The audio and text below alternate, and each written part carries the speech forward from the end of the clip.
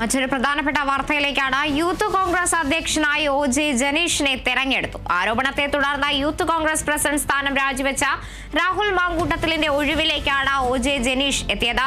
Abin വർക്കിയും K M. അഭിജിത്തും ദേശീയ സെക്രട്ടറിമാരാകും.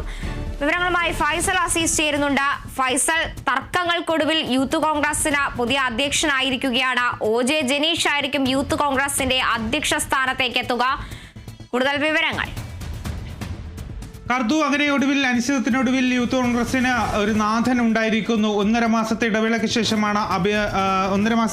ശേഷമാണ് ഒ.ജെ. Janeesh youth കോൺഗ്രസിന്റെ സംസ്ഥാന പ്രസിഡന്റ് സ്ഥാനത്തേക്ക് വരുന്നത്.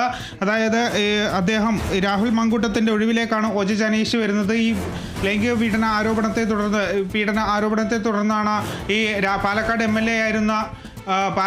എം എൽ എ ആയിരുന്ന ഇദ്ദേഹം രാഹുൽ മാങ്കൂട്ടത്തിൽ MLA രാജിവെച്ചത്. അതിനുശേഷമാണ് അദ്ദേഹം വീണ്ടും രാജിവെക്കുന്നത്. അതിനുശേഷം വലിയ രീതിയിൽ ചർച്ചയായി ആര് വരും എന്നുള്ള ചർച്ചയായി. യൂത്ത് കോൺഗ്രസിന്റെ സംസ്ഥാന പ്രസിഡന്റ് സ്ഥാനത്തേക്ക് ആര് വരും എന്നുള്ള ചർച്ച വന്നു.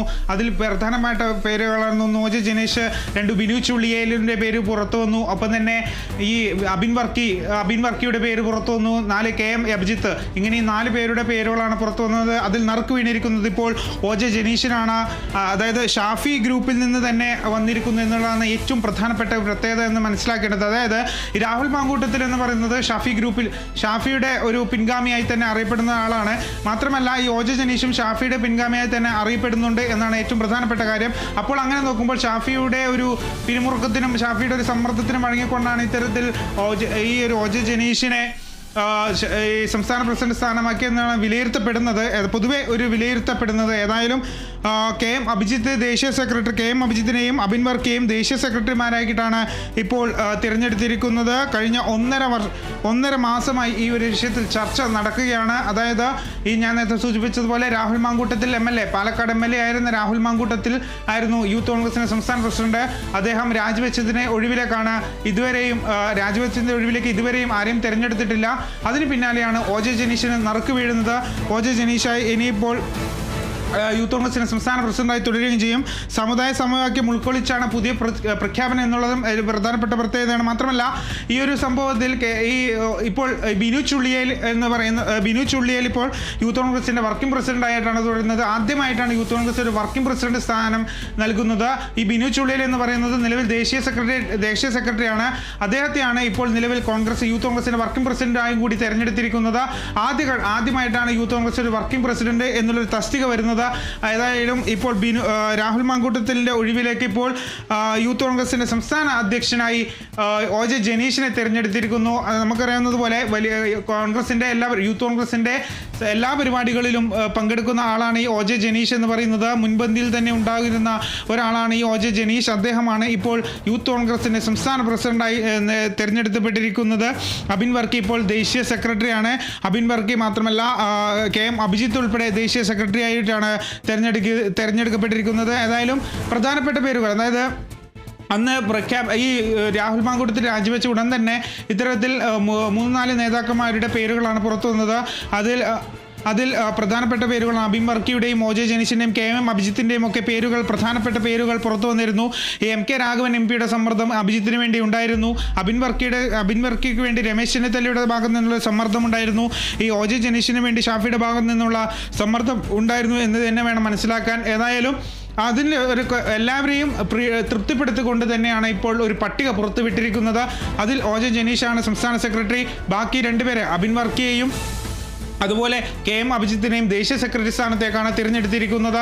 ഏതായാലും എല്ലാവരെയും തൃപ്തിപ്പെടുത്തിക്കൊണ്ടുള്ള ഒരു പട്ടികയാണ് ഇപ്പോൾ പുറത്തുവിട്ടിരിക്കുന്നത്. കാർത്തു, ഫൈസൽ, അതുപോലെ തന്നെ ഒരു കൂട്ടായ തീരുമാനത്തിനൊടുവിൽ തന്നെ ആയിരിക്കില്ല ഇപ്പോൾ ഒരു പുതിയ അധ്യക്ഷനെ അല്ലെങ്കിൽ അബിൻ വർക്കിനെയൊക്കെ തള്ളി ഒരു പുതിയ അധ്യക്ഷ സ്ഥാനത്തേക്ക് ഒരാളെ കൊണ്ടുവന്നിരിക്കുന്നത്? കോൺഗ്രസിന്റെ കൂട്ടായ തീരുമാനം എന്ന് തന്നെയാണ് AICC അല്ലെങ്കിൽ KPCC വ്യക്തമാക്കുന്നത്. ഏതായാലും ഞാൻ സൂചിപ്പിച്ചിരുന്നു, ഈ കെ.എം. അഭിജിത്തിന് വേണ്ടി M.K. രാഘവൻ MP-യും അതുപോലെ തന്നെ അബിൻ വർക്കിക്ക് വേണ്ടി രമേശ് ചെന്നിത്തലയും ഉൾപ്പെടെ വലിയ രീതിയിൽ സമ്മർദ്ദം ചെലുത്തുന്നുണ്ടായിരുന്നു. അതിനൊക്കെ പിന്തള്ളിക്കൊണ്ടാണ് OJ ജനീഷിനെ ഇപ്പോൾ യൂത്ത് കോൺഗ്രസിന്റെ സംസ്ഥാന പ്രസിഡന്റാക്കിയിരിക്കുന്നത്. രാഹുൽ മാങ്കൂട്ടത്തിന്റെ ഒഴിവിലേക്കാണ് അദ്ദേഹത്തെ തെരഞ്ഞെടുത്തിരിക്കുന്നത്. ഈ രാഹുൽ മാങ്കൂട്ടത്തിൽ അല്ലെങ്കിൽ OJ ജനീഷ് എന്നൊക്കെ പറയുന്നത് ഷാഫിയുടെ പിൻഗാമികൾ തന്നെയാണെന്നാണ് പൊതുവെ വിലയിരുത്തൽ.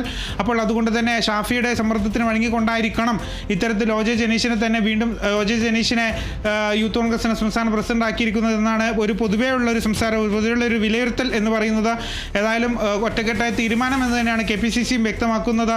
AICCയുടെ ഭാഗത്ത് നിന്നാണ് ഇത്തരത്തിൽ യൂത്ത് കോൺഗ്രസിന്റെ സംസ്ഥാന പ്രസിഡന്റിനെ തിരഞ്ഞെടുത്തിരിക്കുന്നത്. AICC ആണ് ഈ പത്രക്കുറിപ്പ്, ഡൽഹിയിൽ AICC ആണ് ഈ പത്രക്കുറിപ്പ് പുറത്ത് ഇറക്കിയിരിക്കുന്നത്. ഏതായാലും അബിൻ വർക്കിയുടെ പേര് തന്നെയായിരുന്നു കൂടുതൽ നമ്മൾ കേട്ടിട്ടുണ്ടായിരുന്നത്. അബിൻ വർക്കിക്കാണ് സാധ്യത. കാരണം ഈ രാഹുൽ മാങ്കൂട്ടത്തിനേക്കാൾ തുച്ഛമായ ചില വോട്ടുകൾക്ക് മാത്രമാണ് അബിൻ വർക്കി ഇലക്ഷനിൽ യൂത്ത് കോൺഗ്രസിന്റെ സംസ്ഥാന പ്രസിഡന്റ് തെരഞ്ഞെടുപ്പിൽ അബിൻ വർക്കി പിന്നിട്ടുന്നത്. അതുകൊണ്ട് തന്നെ ഈ രാഹുൽ മാങ്കൂട്ടത്തിൽ സ്വാഭാവികമായി രാജിവെക്കുമ്പോൾ അടുത്ത യൂത്ത് കോൺഗ്രസ് പ്രസിഡന്റ് ആര് എന്ന ചോദ്യത്തിന് അബിൻ വർക്കി എന്നുള്ളൊരു ഉത്തരമായിരുന്നു എല്ലാവരും പ്രതീക്ഷിച്ചിരുന്നത്. എന്നാൽ 1.5 മാസത്തോളമാണ് അത് നീണ്ടത്. കാരണം അത്തരത്തിൽ വലിയൊരു ചർച്ച തന്നെ വേണ്ടി വന്നു എന്ന് തന്നെ മനസ്സിലാക്കാൻ.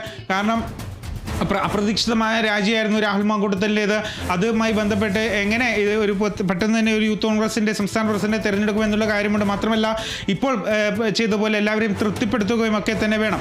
അതുകൊണ്ട് തന്നെയാണ് അബിൻ വർക്കിയെ പിന്തള്ളിക്കൊണ്ട് OJ ജനീഷിനെ ഇപ്പോൾ മാറ്റിയിരിക്കുന്നത്. ഏതായാലും പ്രതീക്ഷിച്ചത് അബിൻ വർക്കി ആയിരുന്നെങ്കിലും OJ ജനീഷിനെയാണ് ഇപ്പോൾ പ്രസിഡന്റ് സ്ഥാനത്തേക്ക് തിരഞ്ഞെടുക്കപ്പെട്ടിരിക്കുന്നത്. കാർത്തു.